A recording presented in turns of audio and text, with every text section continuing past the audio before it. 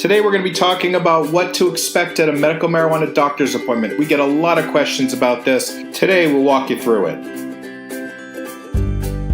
You should really think about it as in 3 phases.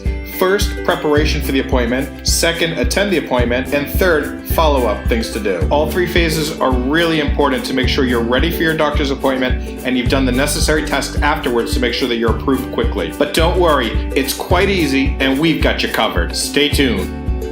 CalmEffect's goal is to make medical marijuana more accessible and more affordable. It shouldn't be hard to get medical marijuana. We're trying to make it easier for people to get relief. Please share and subscribe to our videos so that you and others can learn more and enjoy more of life. As previously mentioned, we like to think about this as 3 different steps, all very important. First is preparation, which involves finding the right doctor, scheduling an appointment, and getting the necessary documentation to satisfy their needs. Second is the actual doctor's appointment. You'll complete the intake forms and meet with the doctor. And third is the follow-up process. You'll want to make sure that you and the doctor have a total understanding of your situation and that all information was entered correctly. And now you want to focus on how to apply with the state to get your card. First, it's time for preparation. Clearly, if you know the name of the doctor, you can look up the phone number and give them a call or go to their website.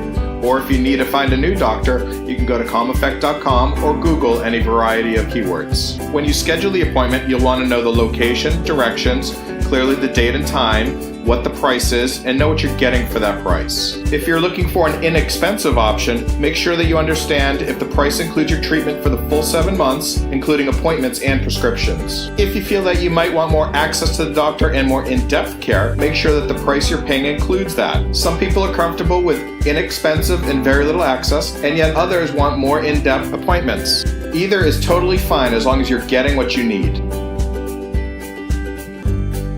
You need to know what to bring to the doctor's office. First, they'll want some sort of official identification. It's always easiest to have a driver's license. That'll help you with the registry application as well. If you don't have a driver's license, check with the doctor's office to see what valid IDs they'll accept. Next, you'll need your medical records. Ask the doctor's office how long and what types of records you need in order for them to feel comfortable recommending medical marijuana. It varies by doctor. Some doctors require very little in the way of medical records. Sometimes all you need is 1 record that comes with an official diagnosis from another doctor. Here's a tip. Bring a list of your medical history as well as your prescriptions so you don't have to jog your memory while you're at the doctor's office. The doctor may ask you to document some of these, and it's always best to discuss them with the doctor. Write down a list of the symptoms that you're dealing with and what you want to accomplish with medical marijuana.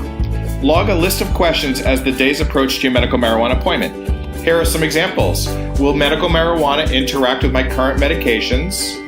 And what do you recommend I begin with? If the doctor's practice is going to be helping you with your medical marijuana registry application, make sure that you bring sufficient documents. The registry will need a photo. If you have a Florida driver's license, it automatically brings that photo into it. But if you don't, you might need a passport photo, one of those 2x2 photos that you can get at a pharmacy. You'll need a proof of residence. Again, if you don't have your Florida driver's license, you may need certain documents that you'll have to take pictures of and upload. And we recommend using a credit card to pay the state. And finally, there's payment for the services. Many doctors will accept a credit card or cash, and we recommend using a credit card or debit card to pay the state for their application fee. The state does not accept cash if you're applying online, and that is the method we recommend to get your card quickly. Now it's time for your appointment. Hopefully when you arrive, you'll be greeted promptly. You'll probably have some paperwork to complete. Sometimes this paperwork is emailed to you earlier so you can complete before you come in, but other times you can complete it when you get into the office. Sometimes it's on regular paper, other times you can do it on an iPad. The doctor needs to have complete info for his records and to have an accurate description of your situation condition. If you find something confusing, ask the doctor or his team. And there are also forms that the state requires that are mandatory. Typically, this is included in the doctor's consent package. The doctor's team will accept the payment before you see the doctor. Usually, credit card is preferred, but sometimes you can pay with cash. Now you actually meet with the doctor. The doctor will review your paperwork and records and discuss your symptoms and conditions with you. He or she will probably ask you about your experience with marijuana and discuss what you should expect. The doctor will discuss how marijuana works with your body and how it affects conditions. The doctor may give you a brief exam, like take your vitals. The doctor will probably describe the different routes of delivery, i.e. the methods of taking marijuana, so that you are more familiar with them. They'll discuss sublingual, vaping, capsules, and cream, and answer any questions you have. They may also tell you about what some of the dispensaries have to offer. Do note that the time the doctor spends with you may be correlated to the fee. For example, if you paid $199 for an appointment, don't expect the doctor to spend an hour with you.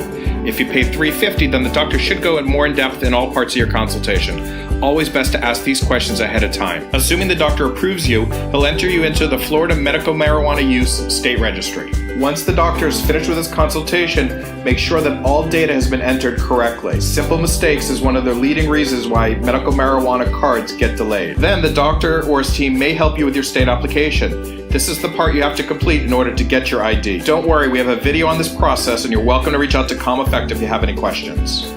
Once you've applied, you should get approved if everything is done correctly. Early in 2019, we're seeing patients get approved for medical marijuana in as little as 2 weeks. You do not need to wait until you get the hard card in the mail. Once you receive an approval email or you see in the state registry you're approved, you can purchase medical marijuana at the Florida dispensaries. How long is the average medical marijuana doctor's appointment? We get this question often. We'd estimate about 10 minutes for your paperwork, 20 minutes for the exam consultation if you paid less than $200, to about an hour if you paid $300 or more, and about 5 minutes for the state application if the office helps you with it. There you have it, medical marijuana appointments made easy. If you thought the video was helpful, please like our video, share it, and subscribe to our channel. We'll keep you up to date on what's new in the medical marijuana world so you can get relief, feel better, and enjoy more of life. Check out our other videos on medical marijuana in 2019, including prices, processes, and where to go.